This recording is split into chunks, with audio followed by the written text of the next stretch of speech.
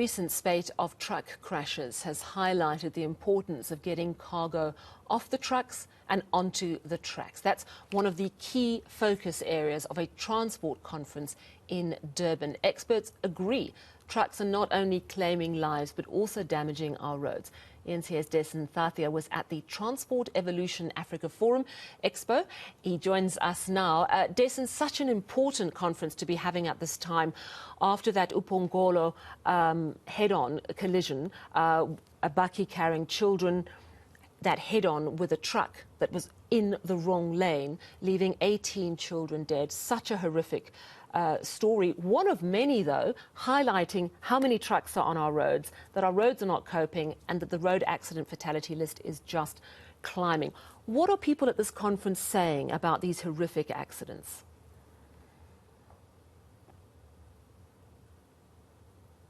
You know, Sal, you're correct in saying that it's a very important conversation to have. I think that the timing is coincidental, but having those conversations is certainly not. So that's very much intentional, talking about the movement of the freight off the road, well, not entirely, or some of it, off the road and back to the rail network. But the rail network is very much broken in most cases, and that's part of the reason why we're seeing such a high number of trucks on the road, many of them carrying coal.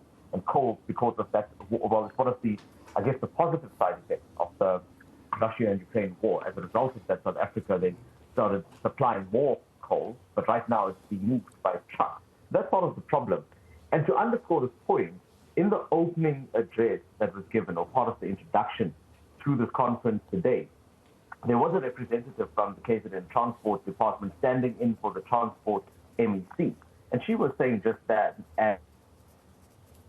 and she even touched on that accident. She referred to it directly, and she said that there are a high number of trucks on the roads at the moment. She put the figure at about a 200% increase. If you talk to other people in the sector, they might put that number much higher. As an example, when we were in Pongola, the acting premier, Namagugu Zumalani, at the time, had said that the number of trucks had moved from 1,000 to 5,000. So that's obviously much more than a 200% increase. But whatever the case may be, there is a higher number of trucks on the road, and they are now carrying the burden of that broken rail network. So this is something that will be discussed there. How do we get that rail network moving again and moving fast enough to take these trucks off the road?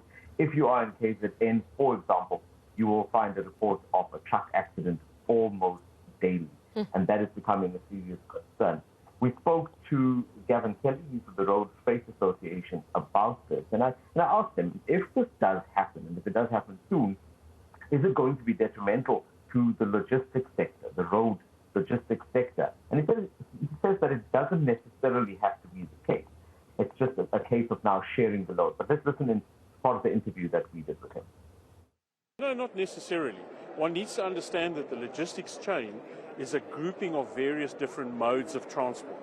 So ships, ports, air, rail, and trucks. Now, trucks have a definite role to play, but they can't do everything. And that's what we're expecting the road freight industry to do now, is to pick up where rail's not doing what it needs to do.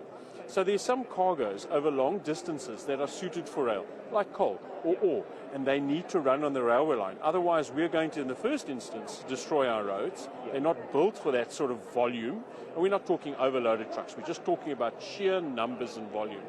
And in the second instance, we're going to, in actual fact, outperform the capacity of the road freight sector, and so you're not going to be able to move other goods. Each one needs to play its own role. Yeah, so it doesn't actually necessarily mean that these trucks are going to lose business. It's actually about balancing it out. And we know that there are initiatives and plans underway to actually bring in the private sector to help get the railway moving cargo. It's such a crucial issue in light of these accidents. Dasen, I'm not going to chat to you anymore, and that is purely because your line is really not that clear, unfortunately. However, we did get to chat just before we went to air, and you were explaining to me that you also spoke to DMG Events that actually organised this conference in Durban and this Expo, Transport Evolution Africa. And I think it's a really interesting thing to see on a number of levels. First of all, it's about getting African trade moving across the continent, particularly post-pandemic. But it is also wonderful, of course, Dasen, to see these expos, these events, which themselves are money generators, coming into force once again. Let's listen to the organizer. This is the only and largest event that actually gets together ports, rail and road within the entire African continent.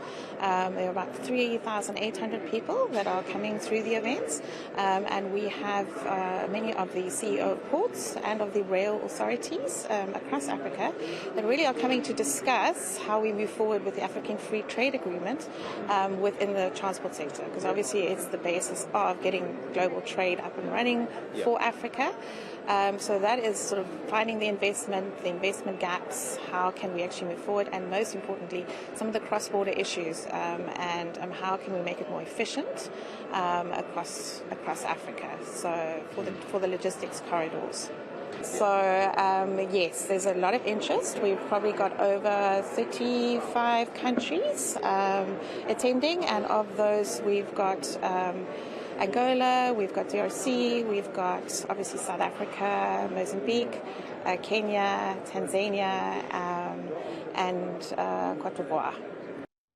Leanne Hare of DMG Events about that massive Transport Expo and conference taking place in Durban, discussing really important issues.